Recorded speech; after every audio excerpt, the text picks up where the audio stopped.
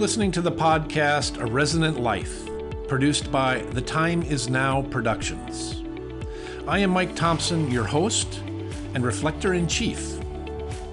In this podcast, we will discuss experiences and insights from living a life devoted to uncovering the authentic self and finding fulfilling purpose from the past, the present, and the future.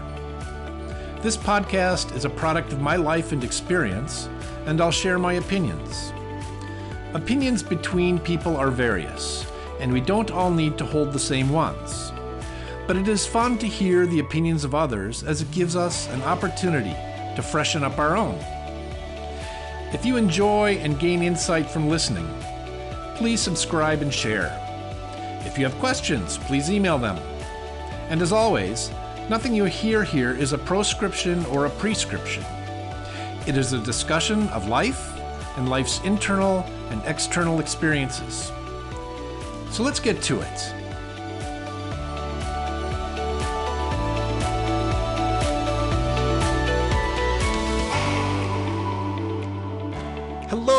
Hello, and welcome back.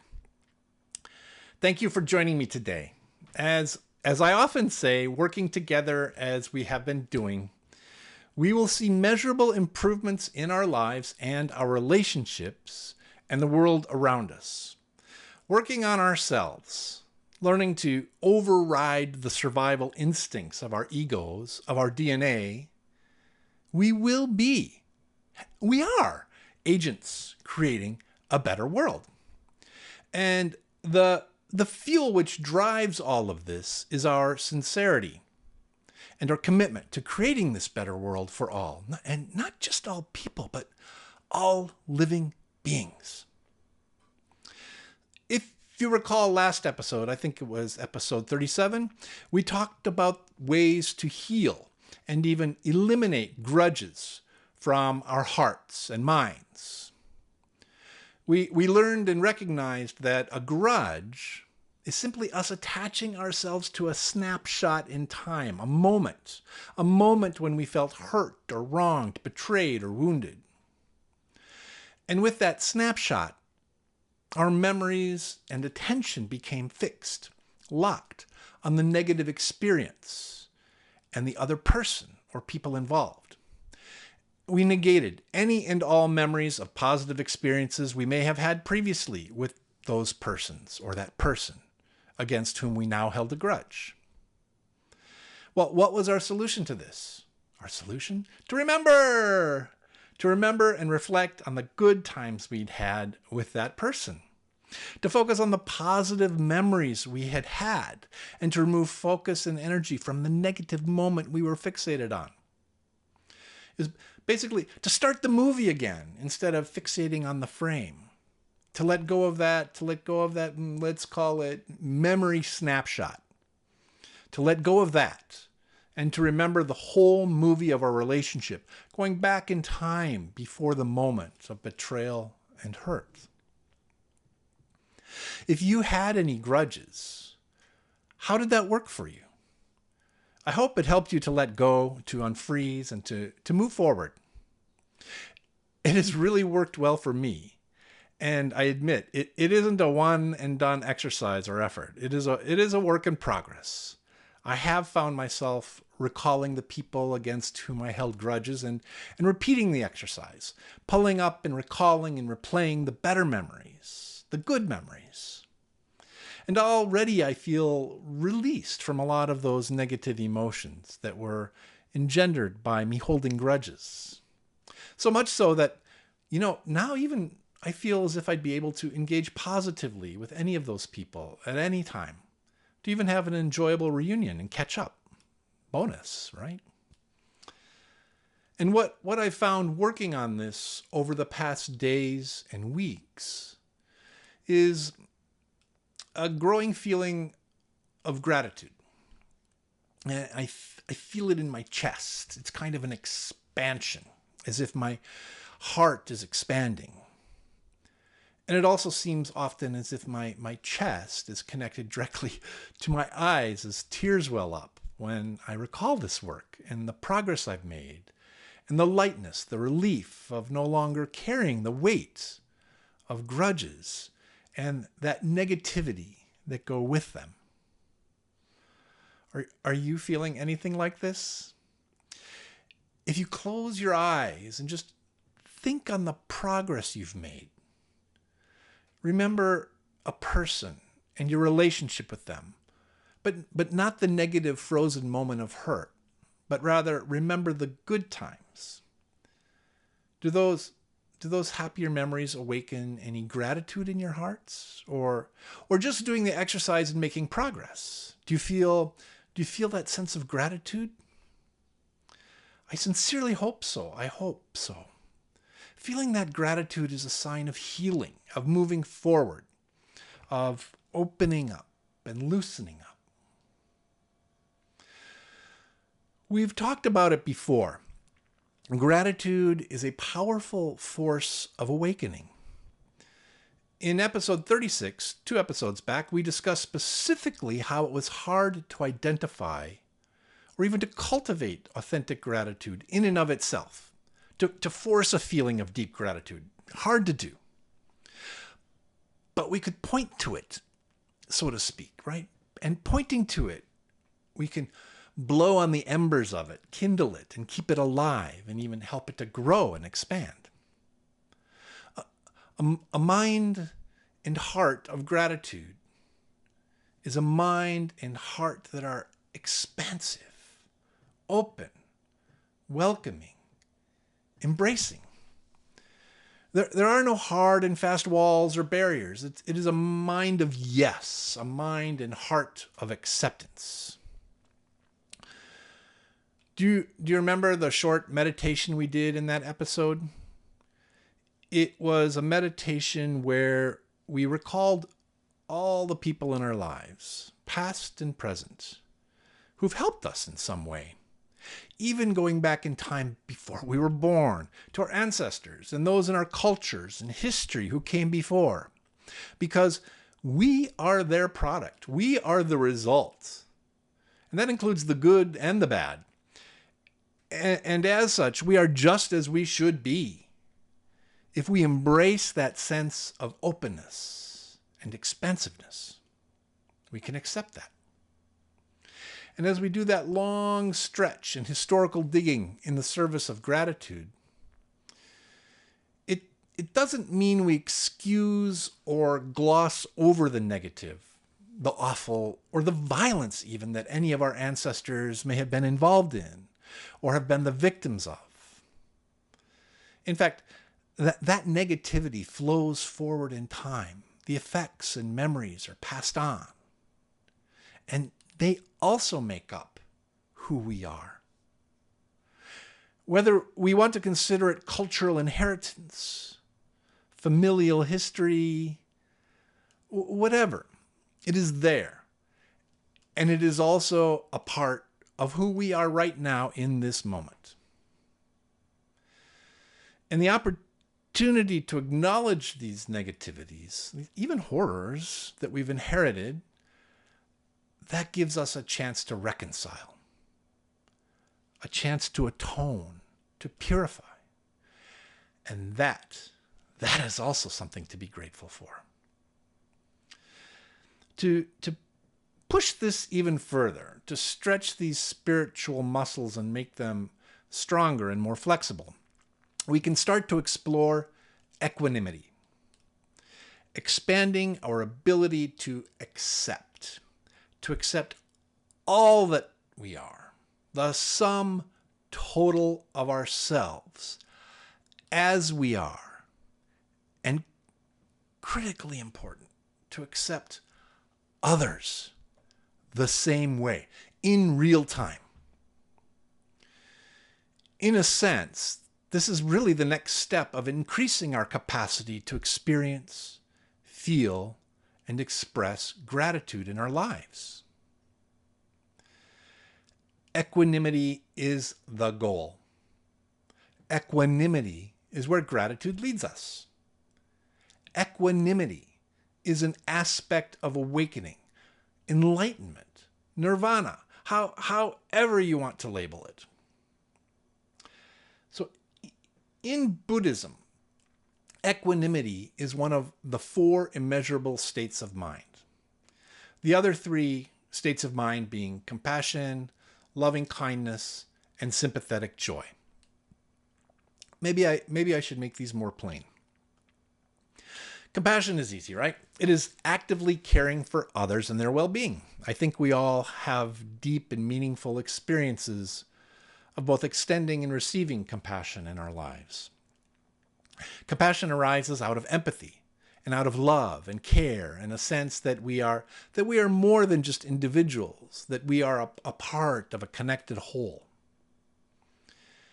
And as such, the pain and suffering of others, it touches us, it impacts us, and gives rise to compassion. Loving kindness, the next one, the next immeasurable state of mind, is in a larger sense altruism, being kind and generous of spirit, without condition or distinction, not judging others, not imposing our templates of acceptable and unacceptable, or our expectations on others. Rather, loving kindness is accepting and embracing others as they are, where they are, and for who they are in this moment. Okay, the third one, sympathetic joy. This is celebrating and feeling joy in the success and happiness of others. And oftentimes we may actually feel a tinge of jealousy at the success of others. Or maybe we harbor thoughts that, they don't deserve the success they just achieved or the benefits they gained. This is jealousy, this judgy attitude. This blocks sympathetic joy. Jealousy is ego originated. Why them and not me? That is such a normal and common reaction. It really is genetically rooted in our species' drive to survive. And as such, it's a zero-sum mindset. Basically, it's a sense that, necessary resources are limited. There's a perception of that. Necessary resources are limited. That there's only so much. And if others have some, then that is less for me and mine. This is a deep, primal, subconscious thought pattern. And as such, it is natural, naturally human. But, as individuals trying to be more than that, it is a thought pattern we can acknowledge, own, and then replace. Consciously replace it with joy in the success of others. We can use those negative reactions, those little jealousy twinges, as spiritual cues which trigger our positive conscious response. That positive conscious response is sympathetic joy. Finally, the fourth immeasurable state of mind, equanimity. I think of equanimity as the fulcrum or the axle of these other 3, of compassion, loving kindness, sympathetic joy. Equanimity is the pivot point, the center around which the others rotate. Equanimity is being balanced, accepting, being unequivocal, not being attached one way or the other, and not being averse one way or the other. This is so in relation to people, but also situations, and ultimately to everything. It doesn't mean you don't have opinions or that you don't have beliefs and values. No. Having opinions, beliefs, and values is important, right? But it does mean equanimity. It means being accepting of the reality and truth that others also have opinions, beliefs, and values, and that they are as entitled to their own as we are to ours. Even if those opinions, beliefs, and values might seem wrong or even onerous to us.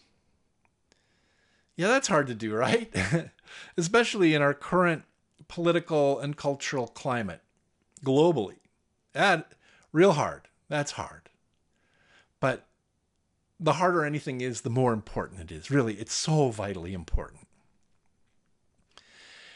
And those opinions we have, with our hearts and minds centered in equanimity, we don't overinflate them. We don't push them on others. Rather, we hold them. They are ours. Our values, beliefs, and opinions are ours. And we don't need to impose or force them on others. It is a sort of a deep and profound self-confidence.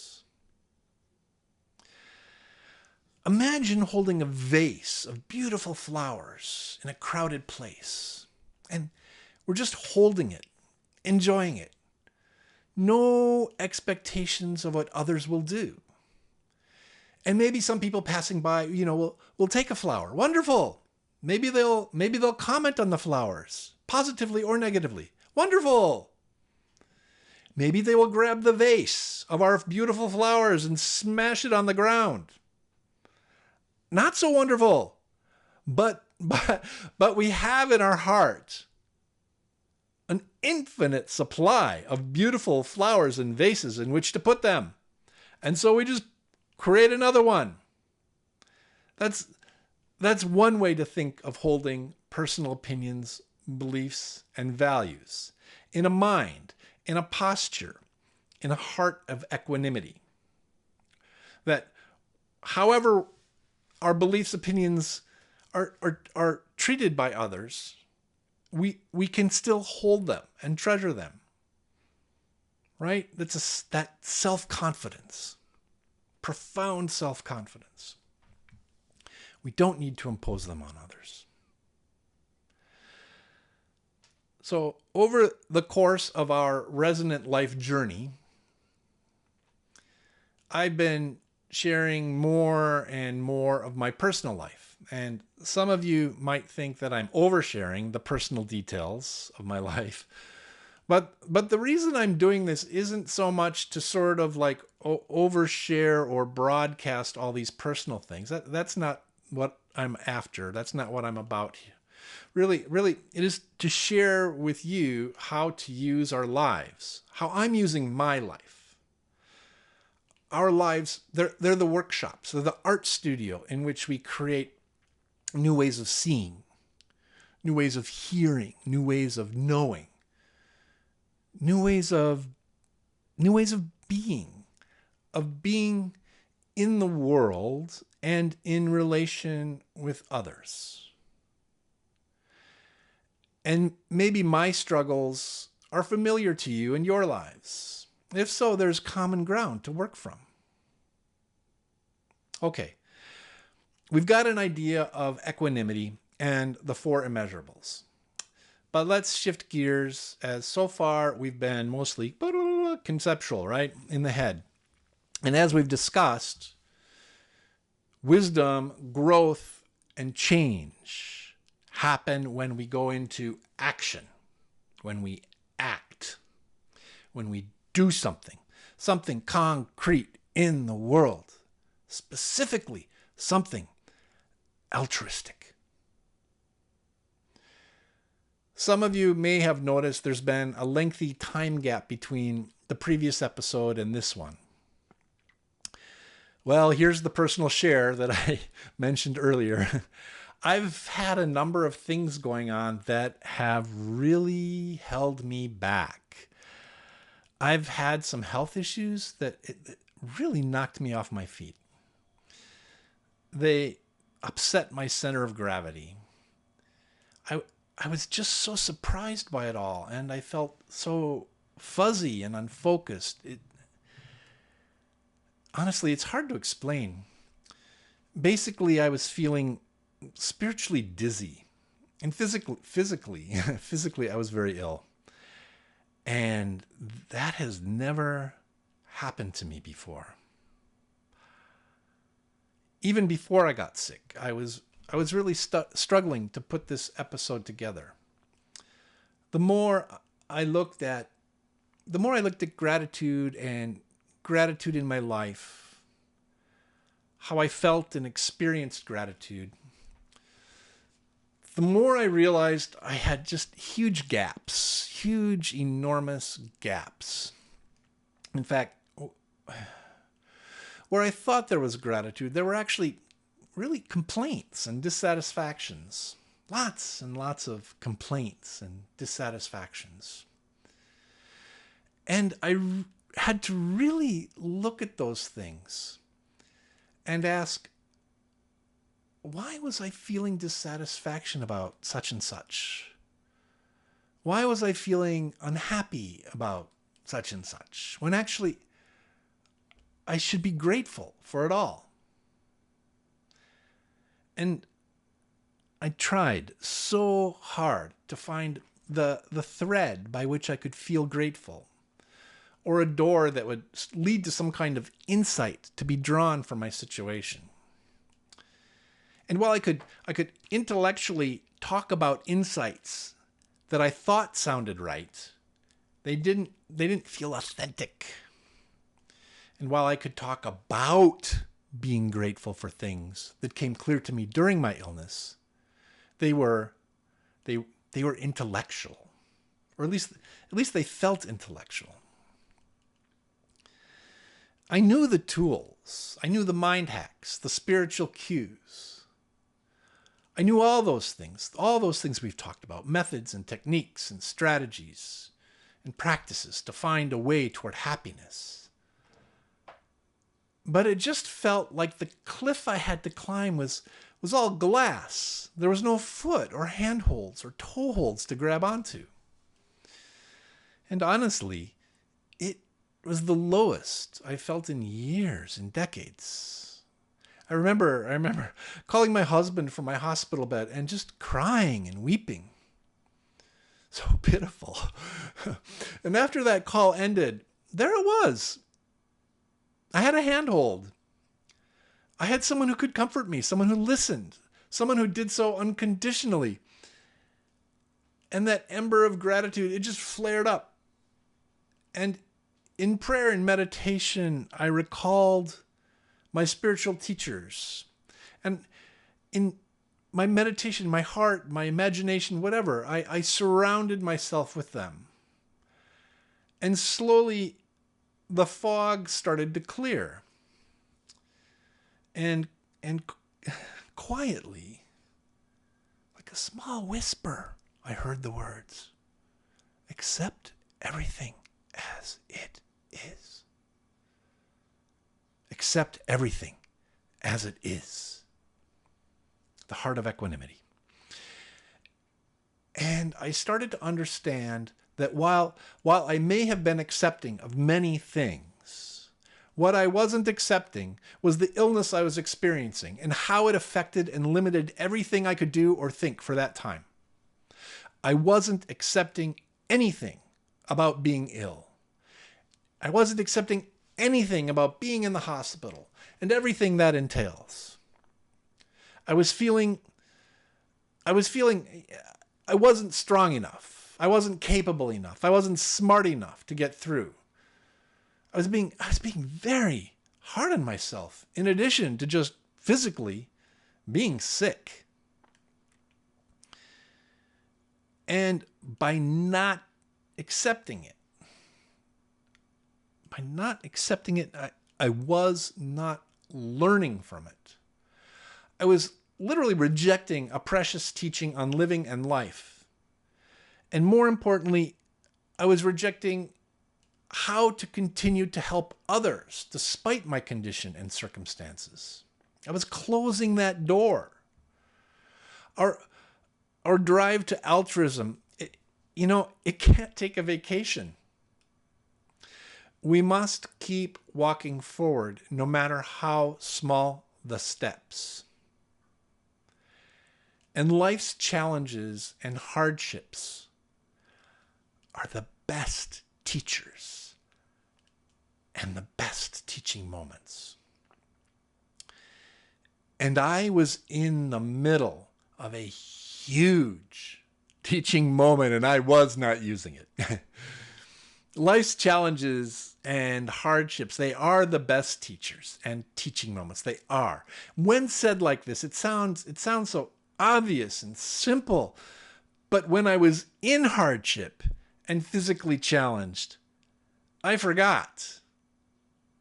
But remembering, I was able to open my heart and see the other patients around me. I was able to kind of reverse everything. I was able then to see others around me who were also suffering.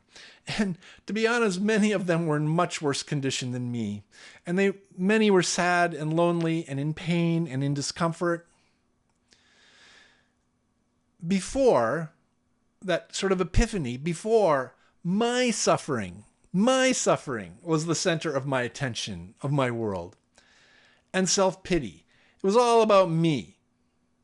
And this crowded out my ability to see and engage with the others around me who were also suffering. Waking up and out of that self-focus, I was able to see others and their suffering.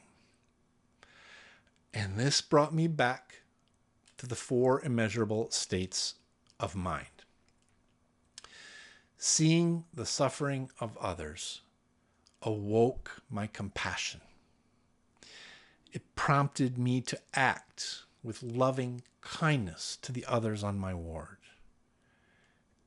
And equanimity. I began to be able to accept my situation as it was, to accept me in that situation as I was, and to stop beating myself up for being sick, for not being able to do anything, and for being in that state. I had to forgive and accept myself. The first step toward equanimity started with me. Our project at A Resonant Life is truly unending. There is no finish line to cross. There is no tape to break, right? It is incremental, step by step. And sometimes we fall back a bit and need to step forward again. And it is our lives and the experiences of our lives and the people in them, friends and strangers, that help us to take those steps. Even negative and horrible situations and negative and horrible people, they're all opportunities to go forward. If we can try to accept them as they are, for what they are, for where they are. Everything teaches if we pay attention. There's a saying in Mahayana Buddhism, offering to others without distinction of friend or foe. That is acting with equanimity while acknowledging that we still have to work on consciously accepting others by virtue of the duality, friend or foe, right? Ideally, we want to get to a singularity where there is no thing between friend or foe, that everything is the same. That's ultimate equanimity. But if we consciously work on accepting both in the duality, we begin to approach that singularity, authentic equanimity. And it is our lives that help us. Every twist and turn, every hill, every step, every fumble, every stumble. So let's imagine our lives as a workshop, as an art studio in which we can cultivate, create gratitude, cultivate and create equanimity. Through living our lives and being awake and aware and accepting, using spiritual cues, we can see new ways of being and become ever more expansive and open, to become more sincerely and authentically altruistic, without distinction of friend or foe. Altruistic in all of our actions of body, speech, and mind, without distinction or condition, period. It is in this place, this mindset, where we learn to be happy in our lives, using all the things that life throws at us. These are gifts. These are gifts because we can look at them and work on them, as we've all agreed here at A Resonant Life. We're not just passive riders of the wild beast of our lives. We're going to take agency. We are taking agency. We're grabbing hold and saying, hey, I'm going to learn from this. I'm going to squeeze these insights and wisdom out of this, whatever this is at any moment. And that insight and wisdom is going to be injected into my heart and mind so that I can make it part of me. And therefore, my life has become the teacher, and life has become the lesson. Life has become the experience by which I can become better myself and better help others. But be ready, like I did, sick in my hospital bed. We will forget. Forget all of this when overwhelmed. At least I will. I'm sure it's going to happen again. And that's okay. It's natural. And that forgetting is its own lesson. And forgetting means we can remember. And remembering, we can renew and recharge and act. Face front going forward.